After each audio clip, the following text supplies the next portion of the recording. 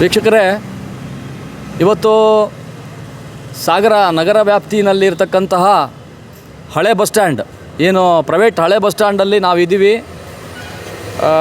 ಇಲ್ಲಿ ಇರ್ತಕ್ಕಂತಹ ಕೋರ್ಟ್ ಎದುರುಗಡೆ ಇರ್ತಕ್ಕಂತಹ ಆಟೋ ನಿಲ್ದಾಣದಲ್ಲಿರ್ತಕ್ಕಂತಹ ಆಟೋ ಚಾಲಕರು ಮತ್ತು ಮಾಲಕರು, ಯುವ ಮುಖಂಡರಾಗಿರ್ತಕ್ಕಂತಹ ವಿಜಯ್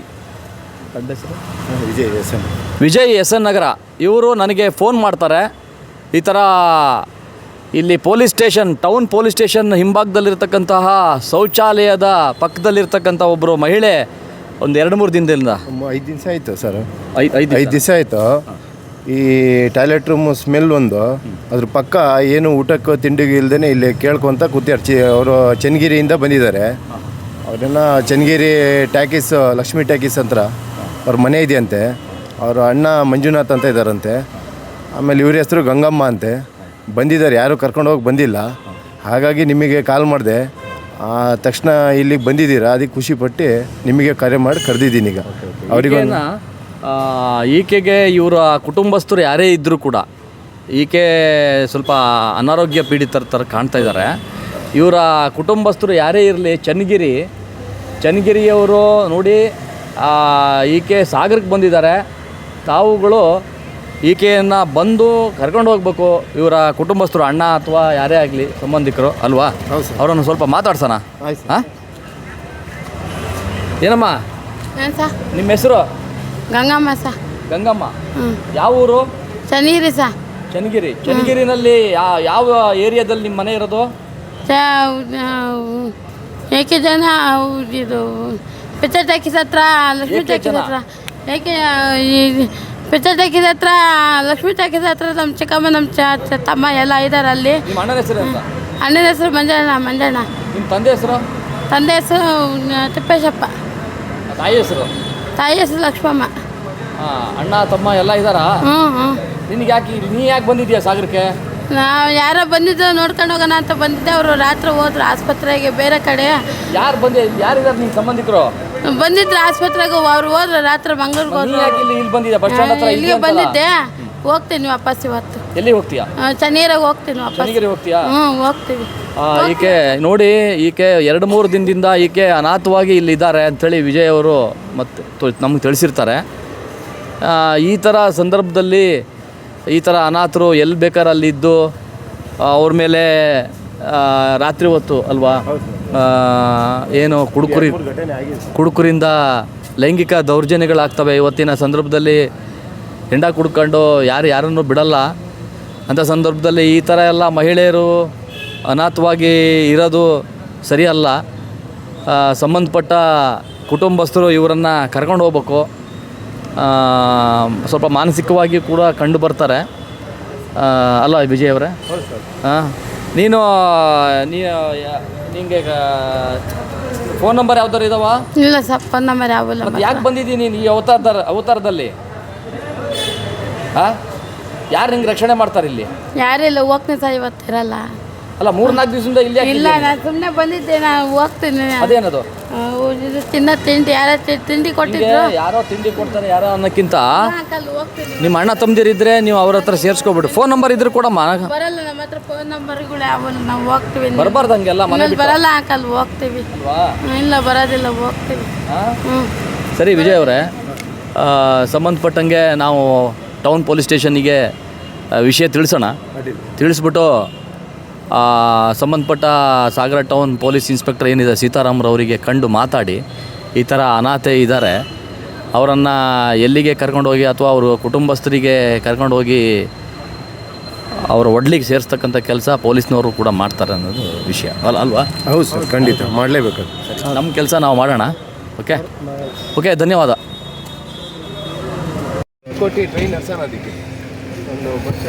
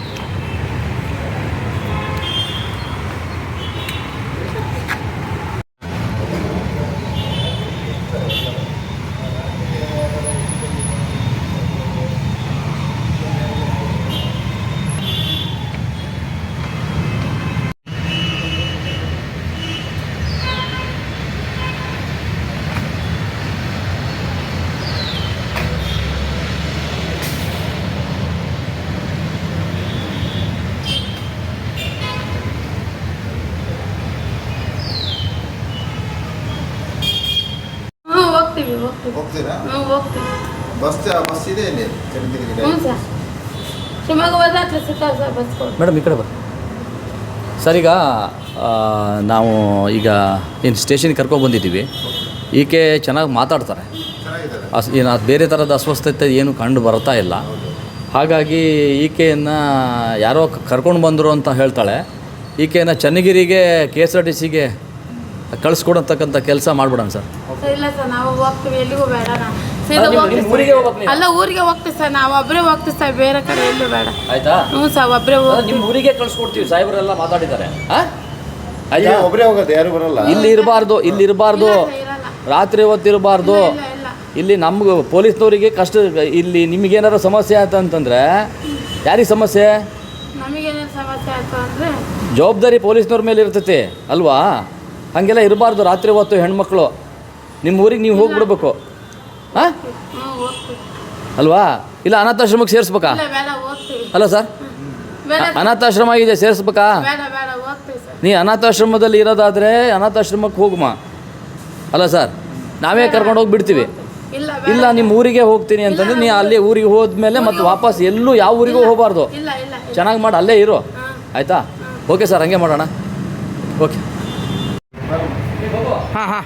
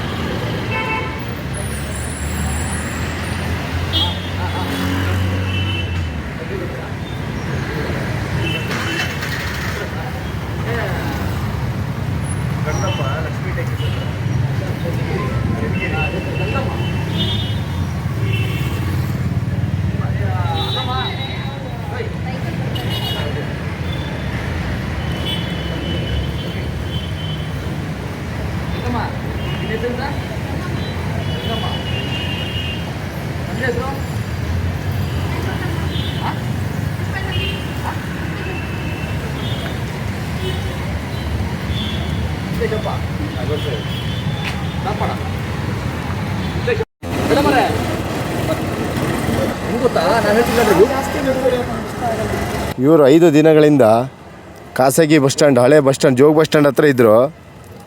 ಅವರಿಗೆ ಊಟಕ್ಕೆ ತಿಂಡಿಗೆ ಇಲ್ಲದೇ ಏನೋ ಅವ್ರ ಹತ್ರ ಹೋದವ್ರ ಹತ್ರ ಬಂದವ್ರ ಹತ್ರ ತಿಂಡಿ ಊಟಕ್ಕೆ ಕೇಳ್ತಾಯಿದ್ರು. ಆ ನಂತರ ಶಶಿಕಾಂತ್ ಅವ್ರ ಶಕ್ತಿಧ್ವನಿ ನ್ಯೂಸ್ ಅವರಿಗೆ ಕರೆ ಮಾಡಿ ಬರೋಕ್ಕೆ ಹೇಳಿದ್ದೆ. ಬಂದರು ತಕ್ಷಣ.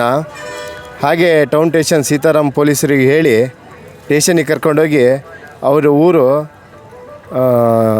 ಯಾವೂರಮ್ಮ?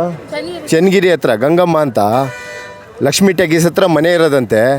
ಮಂಜುನಾಥ್ ಅಂತ ಅವ್ರ ಅಣ್ಣ ಇದ್ದಾರಂತೆ. ಅವರಿಗೆ ಊರಿಗೆ ಕಳಿಸೋ ಒಂದು ಸೇವೆನ ಶಶಿಕಾಂತ್ ಅವರು ನ್ಯೂಸ್ ಚಾನಲಿಂದ ಮಾಡ್ತಾಯಿದ್ದಾರೆ. ಓಕೆ, ಇವರನ್ನು ಈಗ ಚನ್ನಗಿರಿಗೆ ಬಸ್ ಸ್ಟ್ಯಾಂಡಿಗೆ ಬಿಡಲಿಕ್ಕೆ ಸಾಗರ ಇನ್ಸ್ಪೆಕ್ಟ್ರು ಮತ್ತು ವಿಜಯ್ ಮತ್ತು ನಮ್ಮ ಸ್ನೇಹಿತರೆಲ್ಲ ಸೇರಿ ನಾವು ಬಂದಿದ್ದೀವಿ. ಸುರಕ್ಷಿತವಾಗಿ ಊರಿಗೆ ಕಳಿಸ್ಕೊಡ್ತಾ ಇದ್ದೀವಿ. ಓಕೆ.